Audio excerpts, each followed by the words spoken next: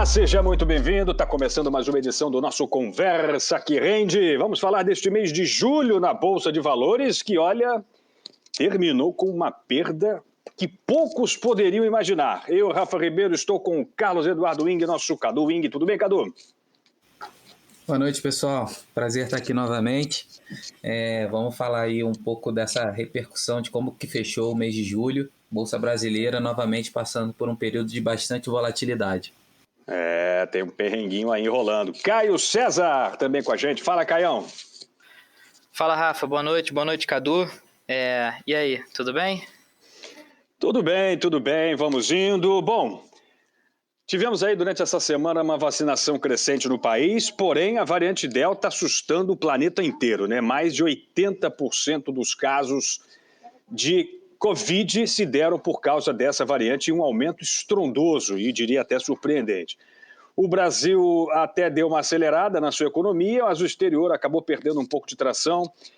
Os estímulos lá nos Estados Unidos e também pelo mundo ganham sobrevida, mas a Selic deve continuar subindo para acompanhar uma inflação que, aliás, o IPCA 15 assustou bastante, né? E no meio aí de tantos gatilhos opostos de compra e venda, os investidores foram buscar riscos menores que o da Bolsa, e no caso os estrangeiros, lugares bem mais seguros que o Brasil. E acabou que essa toada trouxe o principal índice ao mais baixo volume financeiro de 2021. E perdas sobre os ecos, talvez, de um Bolsonaro não tão liberal na economia quanto é nos costumes, né? Está realmente criando um ruído político desnecessário que vai afugentando cada vez mais os investidores. Isso não sou eu quem está falando, não. É o JP Morgan no seu relatório semanal sobre o Brasil. Cadu, como é que você viu essa semana? Dá aquela arredondada bacana e o temor continua sendo, sem dúvida, a inflação, né? Perfeito, Rafa. É um tema que o Caio já vem falando há bastante tempo, vai poder comentar aí com mais profundidade. E uma coisa que a gente já havia, né, anunciado na semana passada. Na próxima semana a gente tem a reunião do Copom para definir aí a taxa de juros. A expectativa inicial era de uma alta de 0,75, mas dado essa pressão mais forte aí da inflação, muitos economistas já aumentaram essa aposta para uma correção em 1%. Então, a nossa taxa de juros saindo de 4,25% para 5,25% não vai surpreender o mercado caso o Banco Central resolva intensificar essa normalização da taxa de juros. Falando um pouquinho, né, do que a gente observou durante a semana, como toda segunda-feira a gente tem a pesquisa Focus. Ela trouxe novamente uma revisão para cima em relação ao PIB no Brasil, foi a 14ª semana consecutiva. Isso corrobora aí com o dado que a gente teve de confiança do consumidor do mês de julho, que subiu para 82,2 pontos em relação comparando ali uma alta de 1,3 em relação ao mês anterior, de junho. A gente teve também uma perspectiva maior para a inflação. A gente viu na semana passada o IPCA 15, né, que é uma prévia ali da inflação surpreendendo o mercado. Então, no mercado, de maneira geral, reajustou a projeção para a inflação no final do ano. Antes estava em 6,43, agora em 6,67. Já vi alguns economistas falando, né, numa projeção de 7 até 7,5 para o final do ano. Foi a 16ª semana consecutiva aí de correção. E o GPM, né, Cadu, que tivemos aí nessa última sexta-feira, ele teve uma queda, né, incrível. O GPM ficou em 0,70 e a projeção era de 0,90. Perfeito. Mas, assim, a gente entende que isso tem muito mais a ver com o dólar, né? Exatamente. Um efeito do câmbio, né? O GPM ele vinha acumulando uma alta muito expressiva por dois fatores, né? Tinha sido o efeito câmbio e depois a gente viu também pela questão do desarranjo de certas cadeias produtivas. Então, alguns bens, né, que fazem parte ali da parte básica, a gente viu também preço das commodities se elevando, isso tinha levado o IGPM a patamares muito elevados. E agora a tendência, né, pelo menos, é que a gente observe uma desaceleração. E corroborando só com esse lado do IPCA, a projeção, né, para a Selic também aumentou lá na pesquisa Focus, que é o que a gente comentou aqui no início. Um outro dado muito importante que estava no radar dos economistas, né, o mercado ficou um pouco de lado a expectativa da decisão do Fed em relação à taxa de juros americana. Apesar de que ninguém estava esperando alguma mudança, né, a expectativa é que se mantivesse a taxa de juros em 0,25, entre 0 e 0,25, assim permaneceu, mas a maior perspectiva era como que seria o anúncio, né? E o Jerome Powell, ele manteve o discurso, né, de que essa inflação nos Estados Unidos ela deve ser transitória, então amenizou e deu uma perspectiva aí de que a política acomodatícia nos Estados Unidos não deve mudar no curto prazo. Então foi mantida a taxa de juros, assim como também foi mantido o programa de recompra de títulos, sem qualquer tipo de mudança, nem mesmo na perspectiva, aí, pelo menos no horizonte mais curto prazo. Isso trouxe um certo alívio, né, para o mercado e corroborando com essa visão ali sobre a atividade econômica. A gente teve o PIB dos Estados Unidos, que teve uma alta de 6,5% no segundo trimestre de 2021, em termos anualizados, e que ficou abaixo da expectativa ali do mercado, que era uma alta de 8,5%. Então, isso também acabou trazendo um pouco mais de tranquilidade em relação à política, né, monetária nos Estados Unidos, já que a atividade econômica acabou sendo um pouco abaixo do que se esperava. Em relação à zona do euro... Rapidamente, Cadu, só para não perder o gancho, perdão, uma fala importante do Jerome Powell foi em relação ao emprego, né? Eles não vão sossegar enquanto não retomarem os níveis de emprego pré-pandemia. Essa é uma objetividade muito grande da política econômica americana, está claro isso, e eles não vão abrir mão de manter a mesma taxa de emprego. Os Estados Unidos estavam com praticamente pleno emprego, né? Então, assim, por mais que as taxas de emprego estejam melhorando nos Estados Unidos, estão melhorando até de maneira acelerada, elas estão longe ainda dos níveis pré-pandemia, o que dá uma indicação de que esses estímulos devem continuar até isso ser atingido, né? A inflação está no radar, mas o objetivo maior é o aquecimento econômico para trazer de volta esses empregos que foram perdidos durante esse pouco mais de um ano e meio. Perfeito. Esse tem sido a diretriz, né, da política monetária nos Estados Unidos, olhando muito para o mercado de trabalho. Então, até que se observe, né, uma recuperação de fato mais robusta, voltando, né, aos níveis, né, pré-pandemia, a tendência é que a gente não veja nenhuma mudança nesses estímulos econômicos. Isso trouxe uma tranquilidade, o mercado até recuperou, né? A gente viu as bolsas americanas aí em alta. Ao mesmo tempo, né, o que acabou não avançando muito tem sido em relação ao pacote de estímulos, né, do pacote de infraestrutura. Então, havia essa expectativa que se chegasse já a um acordo inicial e, por enquanto, ainda segue a discussão por lá.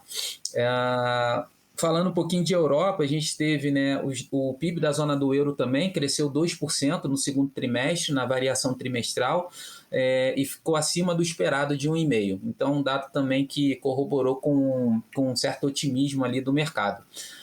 Já a inflação ela acelerou em 2,2%, ficou acima da meta, né, do Banco Central Europeu, lembrando que a meta lá é de 2%, e é o maior nível, né, desde outubro de 2018.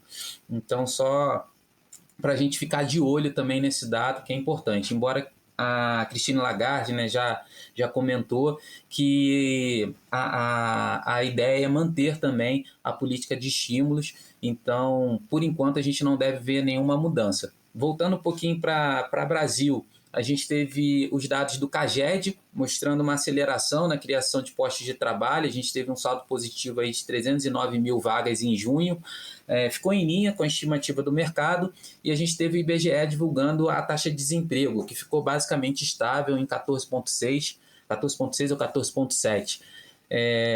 A gente tem aí em torno de 14,8 milhões de brasileiros desempregados. Como a gente já vinha falando, existe a questão da metodologia, né, de como é feita a pesquisa da taxa de desemprego.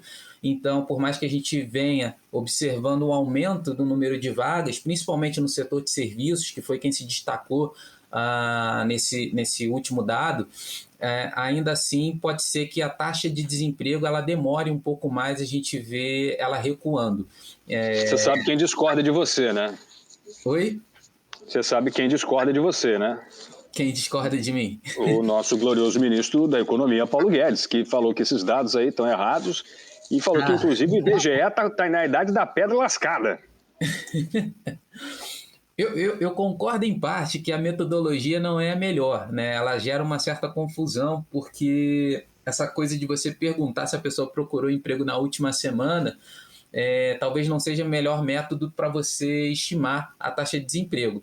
Mas, contrariando, né, o nosso ministro da Economia, se adotasse uma outra metodologia, uma outra forma de pergunta, na minha opinião, esse dado seria ainda maior.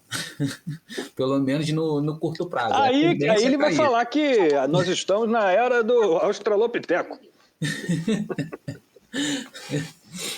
Não vai gostar muito, não. Mas, olha, eu posso estar enganado, e aí eu confesso que eu não tenho a informação completa e eu, como jornalista, não deveria fazer esse comentário. Mas eu acho que nos Estados Unidos a metodologia é muito semelhante. Eu posso estar enganado, mas a pergunta que é feita é algo perto disso. Você está procurando emprego ou procurou emprego na última semana? Eu acho que é algo mais ou menos parecido. E não sei se você tem essa informação, Cadu, ou Caio. Não vou afirmar aqui, mas eu acho que é assim. Eu não vou afirmar, não tenho certeza, mas eu acho que é mais ou menos nessa linha. Existe uma diferença, porque eu acho que tem um sistema que eles conseguem mensurar, porque eu acho que quando você fica desempregado, você se cadastra num programa ali de trabalho. Você tem que se cadastrar até para poder receber ali o auxílio-desemprego. Então, eu acho que talvez seja um sistema um pouco mais fácil e mais atualizado do que o nosso, né? Talvez a metodologia seja mais abrangente, mais rápida de você capturar dados, né? A amostragem seja melhor, né? Digamos assim. Que o IBGE trabalha com a amostragem, né? E a crítica do Paulo Guedes não se deu diretamente ao tipo e à metodologia da pesquisa, mas ao IBGE como um todo.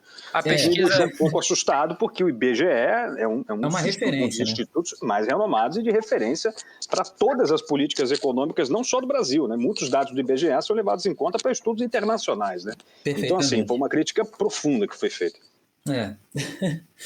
E fechando a semana, a gente teve essa sexta-feira aí com uma queda muito expressiva do Ibovespa, recuando 3% e muito puxado pelo preço das commodities, né?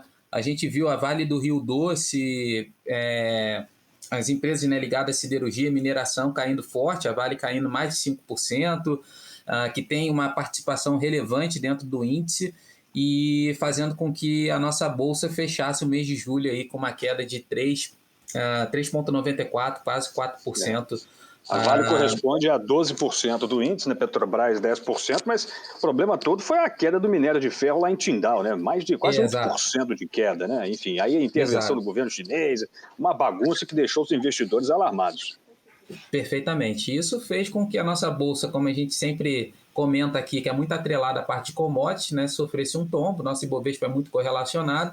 Isso acaba puxando outros ativos ali também para baixo e fazendo com que a gente fechasse o mês no negativo, a semana também com uma queda de 2,60 e trazendo um pouquinho mais de apreensão para o mercado de maneira geral. E na ponta oposta, a gente teve o dólar aí com uma alta expressiva, subindo mais de 2%, quase 3%.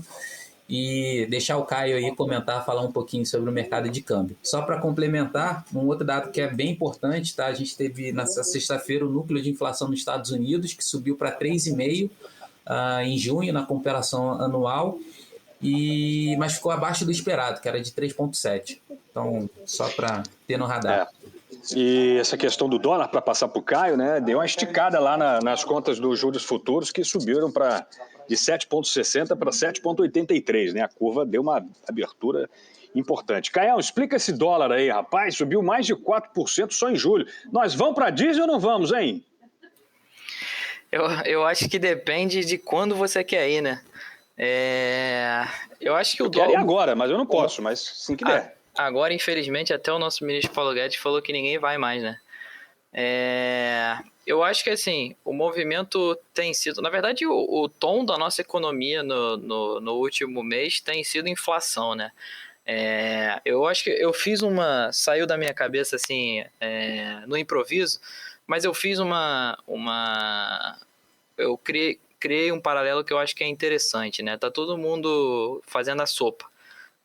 E aí as pessoas que já acenderam o fogo estão tentando manter o fogo para poder, enfim, fazer a sopa para poder comer. Eu acho que a gente exagerou. Talvez o fogo inicial tenha sido uma explosão maior, e aí a gente vai ver se a gente exagerou, mas assim, já meio que superaqueceu, né? E aí a gente está vivendo essa... Você está querendo dizer que a gente entornou o caldo, foi isso?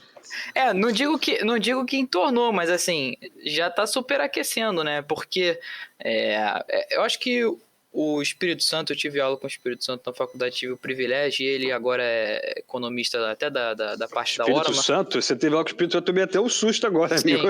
Sim. Explica direito, Alexandre, Espírito Santo, professor da PUC, e é o economista-chefe da Orama Investimentos. Não, e aí... Tomei até um susto, eu teve aula com o Espírito Santo, rapaz, que privilégio. Também foi. Não foi no sentido do espírita, mas foi. E aí ele falou uma coisa engraçada, né? Se você considerar 30% IGPM de crescimento, já seria considerado hiperinflação em alguns países, né? Então, meio que eu acho que a gente passou do ponto de inflação. Agora é dizer se realmente dá para segurar a economia no braço, né? E aí no braço lê-se juros, e lê-se, enfim, algumas outras armas que o Banco Central tem para poder fazer esse controle. Políticas contracionistas, né? Exatamente. De câmbio. Políticas contracionistas e, assim, acaba que a gente está meio que sem as políticas fiscais, né? Porque a gente está fazendo, enfim... A gente não tem mais muito para onde andar, né? Conversamos isso no podcast passado. E acaba que só sobrou juros, né? O Cadu falou bem, assim, eu acho que ele foi bem. O Banco Central está fazendo o que ele pode, né? Mas eu acho que... A outra parte do jogo deveria ser feita pelo governo, né? Enfim, mas a gente não percebe isso sendo feito e mais, não parece que vai nem começar a ser feito. Inclusive os mercados tiveram um susto tremendo, como a fala hoje cedo do presidente Jair Bolsonaro, numa entrevista a uma rádio do interior do Paraná, dizendo que já está pensando em expandir o auxílio emergencial e aumentar o Bolsa Família. O Paulo Guedes teve que dar declarações dizendo que isso não vai furar o teto de gastos, enfim, porque o mercado ficou preocupado mais uma vez. Então esses pequenos ruídos aí que geram insegurança também, né? Exatamente. E aí a gente tá vivendo esse temor de inflação. Foi o que movimentou o mercado brasileiro. Lógico que a gente está sempre com o olho lá em cima, né, no nosso vizinho mais poderoso. Então, também teve um quê de movimento americano dentro do movimento de hoje. Mas o que teve hoje, claramente, assim, para mim, é a inflação, né? Porque se você vê a curva de juros... não tem, assim, não são todos os dias que a maioria dos vértices sobem 3%, né? Eu digo a maioria dos vencimentos, né? Porque se você vai ver a curva de juros futuros na Bolsa, tem juros futuros negociados para todos os anos, né? Na maioria das vezes é janeiro por uma questão que, enfim, casa com o vencimento dos títulos. Então, na maioria das vezes, você não vê um movimento de 3%, 4% nos vencimentos. E você vê esse movimento hoje aliado a uma alta do dólar e uma queda da Bolsa, é um indicativo bom para o movimento de inflação, né? Por uma questão inflacionária. Eu acho que a gente vai ter que ficar de olho na semana que vem sobre qual vai ser a sinalização de juros do Banco Central. Eu acho que ele, assim, eu tinha uma opinião, eu estava na dúvida no último, né? Dizendo que se ele subisse 1%, ele assumiria que estaria atrás da curva. Eu acho que ele já está atrás da curva, na minha opinião. Acho que agora vai ter que ser no braço mesmo. Eles estão fazendo o que eles podem, logicamente. Assim, a gente não tem muita saída nesse momento, já que o fiscal... Só sobrou o monetário, né? O fiscal está completamente amarrado e qualquer modificação no fiscal é uma novela. Então, o banco está cumprindo o monetário da forma que ele pode, né? A nossa autoridade da parte monetária está cumprindo o papel da forma que ele pode. Na parte do dólar foi isso. Então, assim, a gente movimentou, na minha opinião, foi muita inflação. Não foi questão de zeragem de risco. porque acaba que aqui da parte política, apesar dos burburinhos que a gente sempre tem todas as semanas, a gente não teve nenhuma outra novidade. Nos Estados Unidos, o índice dólar subiu 0,30, ou seja, o dólar apreciou a força, mas eles estão com um temor da variante Delta, da curva de contágio da variante Delta. Parece que subiu um pouco ali os dados de contágio, e aí ficou-se um pouco preocupado com isso, mas eu acho que o movimento hoje foi local. Eu acho que foi um movimento muito pautado pelas questões brasileiras. Com relação ao que a gente estava... Rapidinho, puxando esse seu gancho para falar de inflação, eu andei lendo algumas notícias, né, até para fazer a preparação aqui para o nosso podcast, e eu caí numa entrevista da economista-chefe da Armor Capital, Andréa D'Amico. E ela falou uma coisa que eu fiquei assustado. Ela disse que existe uma pressão natural pela reabertura, né, nos preços do serviço, mas não é só isso. O que a gente está percebendo, boa parte, é uma inflação em alta em modo inercial. E aí, meu amigo, é o seguinte, trocando em miúdos, significa que, assim, prestadores de serviços têm subido os preços não só puramente para cobrir a alta de custos, mas já no mecanismo especulativo, né? Um círculo vicioso ali nutrido por falta de confiança na política, de controle de inflação no futuro, que acaba por consolidar no presente essa esticada nos preços, né? O que é um temor enorme, né? Chama a inflação por expectativa, né? É quando você adianta uma inflação futura para se proteger, gerando mais inflação. E em anos políticos, a inflação por expectativa pode ser mais agressiva, né? Porque incerteza política faz com que os agentes do mercado tenham que acrescentar um pouco mais de prêmio, né? Porque eles não sabem o que vai acontecer. E que eleições teremos por aí, né? Exatamente. E aí isso traz um pouco mais de carrego, né, nessa inflação inercial. Mas enfim, dito isso, à parte, vocês estavam falando da questão americana, o cálculo deles é parecido com o nosso. Eles têm uma medida que para eles é bastante importante, que é o seguro-desemprego, igual o Cadu falou, só que normalmente o prazo do seguro-desemprego é 1 semana. Né? Então eles meio que estão olhando sempre 1 semana para trás, mas tem outros fatores, eu até abri aqui, e os fatores são bem parecidos com os nossos, assim, até incentivo quem está ouvindo o podcast a dar uma lida para ver as diferenças. Então, meio que a gente tá dentro do que faz o mundo, mas fora da nossa realidade, né? Porque se a gente for seguir os padrões de desemprego do mundo, a gente vai estar sempre fora da nossa realidade. Então, eu acho que a gente vai ter que ficar de olho no movimento monetário, né? Que é o que sobrou para a gente controlar esse grande caldeirão que acho que já superaqueceu. Já vem a gente... Há quanto tempo, assim, as pessoas que escutam, há quanto tempo a gente já vem falando de... Lá em dezembro estávamos falando de reajuste das atas, né, que o Banco Central solta, do Boletim Focus. Quantas vezes a gente falou de reajuste para cima, e aí depois a gente começou a falar sobre o GPM, movimento do GPM, e depois a gente começou a falar sobre o efeito do GPM para o IPCA. Então eu tenho certeza e fico tranquilo quanto a isso, que quem ouviu o podcast desde o ano passado sabia que isso ia acontecer. E isso eu não estou nem tirando daqui, né? Acho que as pessoas que ouviram sabem. Então, eu acho que agora é a gente ver como que a gente vai controlar esse movimento todo, né? Eu já vejo que, assim, vai ter que ser ou no susto, né? Algum fator externo ou alguma outra coisa que a gente vá tirar da cartola para poder controlar essa inflação, ou vai ter que ser com muita força. E aí, com muita força, traduz-se no movimento monetário em juros. E o delta de juros, o delta de alta de juros, né? Ou seja, um movimento de alta de juros muito rápido é ruim para a economia no geral, porque você tem diversas coisas atreladas a juros flutuantes, né? Tanto empréstimos tomados quanto empréstimos dados. Então, você fazer um movimento, você acaba atrapalhando bancos, você acaba atrapalhando pessoas, você acaba atrapalhando financiamentos imobiliários, você acaba atrapalhando a economia como um todo. Por isso que o Banco Central, na maioria das vezes, ele tem que ser muito certeiro nos movimentos que eles fazem, né? Porque a economia real depende um pouco dessa visão para o futuro. E não é querer ser mãe de nada, não, né? Mas lembrando dessa tua afirmação lá em dezembro, eu estava ouvindo um podcast recente aí, lá para o meio de junho, início de junho, quando o Ibovespa chegou lá nos 130 mil pontos, e está lá escrito, é hora de vender. cravamos aqui, né? Porque dava para perceber uma descorrelação, né, ao que estava acontecendo. E de lá para cá, o Ibovespa realmente está caindo e chegou a esse patamar de 121 mil pontos. Cadu, rapaz, já estamos aqui nos alongando. Como é que você está vendo todo esse movimento? Tem alguma saída? Como é que o investidor estrangeiro pode enxergar, talvez, o Brasil com um lado mais positivo? Há alguma coisa que pode ser importante nesse momento observar do lado positivo?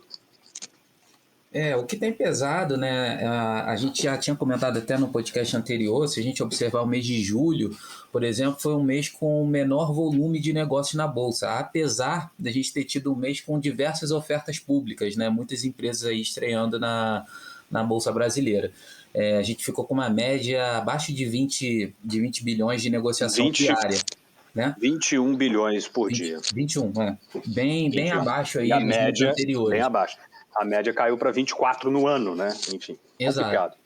Eu acho que isso já é reflexo, né, de uma cautela do mercado. Eu acho que tem de diferentes fatores aí influenciando. Um deles tem sido, a gente comentou aqui, da variante Delta, né, que tem preocupado o aumento de casos que a gente observa no mundo. Outra questão tem sido, né, dados que vem variando no mercado de maneira geral. A gente vê dados positivos nos Estados Unidos, ora uma preocupação maior com desaceleração econômica, tudo isso trazendo uma turbulência ainda maior. E falando especificamente do Brasil, a gente tem o lado político, né, que tem pesado no otimismo ali do mercado, ou melhor dizendo, na projeção do que vai acontecer daqui para frente. Então, nessa semana, a gente teve uma preocupação maior em relação aos gastos públicos. Você bem citou, né, existe essa intenção do presidente Bolsonaro criar um novo Bolsa Família, né, um Bolsa Família robusto, vamos botar vitaminado, turbinado, e já se discute aí uma mudança em relação ao teto de gastos. Então, volta de novo aquela preocupação fiscal. E é uma discussão que a gente já tinha falado antes, né? Caminhando para o ano eleitoral, toda a movimentação política que a gente vem observando, né? Essa aproximação maior do presidente com o Centrão.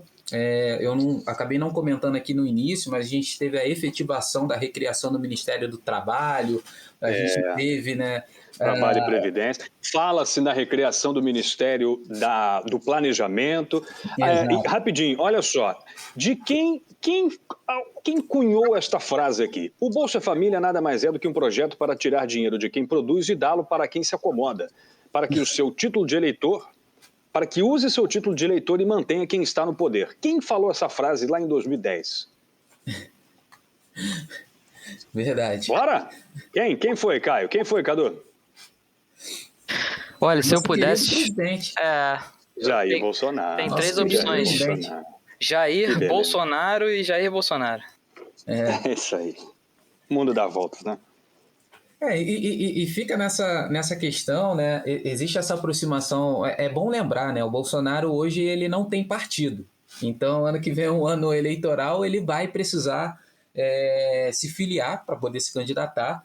E é claro que existe um capital político, né? A gente sabe que o Bolsonaro ele tem muitos eleitores, né? Por mais que ele tenha uma rejeição grande, a gente sabe ali que tem muito apelo, né? A gente vive um momento de muita polaridade na política, não só no Brasil como no mundo. Então é claro que ele vai jogar um pouco com isso. E até para se proteger e se projetar, ele vem fazendo essa articulação, né? Então se especula até que ele entre para o Partido Progressista para se candidatar.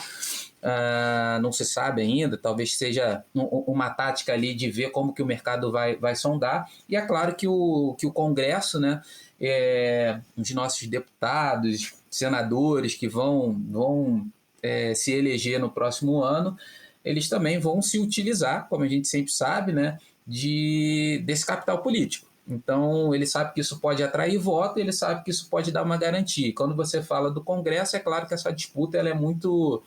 ela acaba sendo um pouco menor do que quando a gente fala ali da presidência. Então, só o fato de você se vincular a um determinado nome, isso pode angariar votos. E eu acho que é essa preocupação que vem para o mercado. Qual é o lado positivo que a gente tem, né, para o investidor? O que a gente pode trazer de lado positivo? É que, bem ou mal, a gente vive uma temporada de balanços, a gente tem observado resultados muito positivos. É claro que o ano de 2020, o comparativo é muito baixo, mas a nossa economia ainda não se recuperou totalmente, então a gente vê as empresas se tornando ainda mais lucrativas e eficientes. A tendência é que a gente continue avançando com a vacinação. Acho que daqui a pouquinho a pandemia ela vai começar a se transformar mais numa história no passado e a gente voltando à normalidade. Então esse é um lado positivo. Um outro efeito que a gente tem positivo também é o efeito cambial. Então o dólar, a gente viu o dólar voltando a subir, isso torna a nossa bolsa, né, em relação ao resto do mundo um pouco mais barata. A outra questão é que a elevação da taxa de juros também atrai o capital externo. O nosso diferencial de juros com o resto do mundo se torna mais atrativo. Então isso pode ser um veículo para talvez balancear o lado negativo dessas incertezas que a gente acaba tendo do nosso lado da política nacional. Ou seja, o jeito é entrar nos IPOs, então, é isso? Tem sido uma boa oportunidade. Tem aparecido, a gente viu aí várias empresas abrindo capital e tendo estreias muito boas, com altas bem significativas. Então pode ser uma alternativa também para se buscar novos investimentos, novas opções, né, de investimentos. Acho que tem que ser criterioso e a cautela sempre vai permanecer. Como a gente já vem falando, eu acho que 2021 e 2022 é um ano que vai exigir paciência do investidor com a volatilidade e ser muito seletivo, né, em quais ativos investir e ter muito claro o horizonte de investimento também. A gente sabe que turbulências elas acontecem, mas o mundo continua caminhando. Então tem que ter um pouquinho de paciência, investindo em empresas que a gente sabe que são resilientes e de acordo com o seu perfil. Uma boa orientação, está bem assessorada, é importante também nesse momento. É o mais importante nesse momento. Busque orientação profissional, converse com o seu assessor de investimento. Caso você não o tenha, faça isso imediatamente para que você possa, de fato, construir uma carteira de investimentos adequada ao seu perfil, adequada à realidade que estamos vivendo, e é, sem dúvida, um cenário muito desafiador. Caião, arredonda e arremata o nosso podcast aí, por favor. Eu vou deixar aqui algumas questões que é para o pessoal ficar de olho. Primeiro, que a gente já vem falando que já não é uma novidade, que é a evolução da inflação, né? Eu acho que quem investe, independente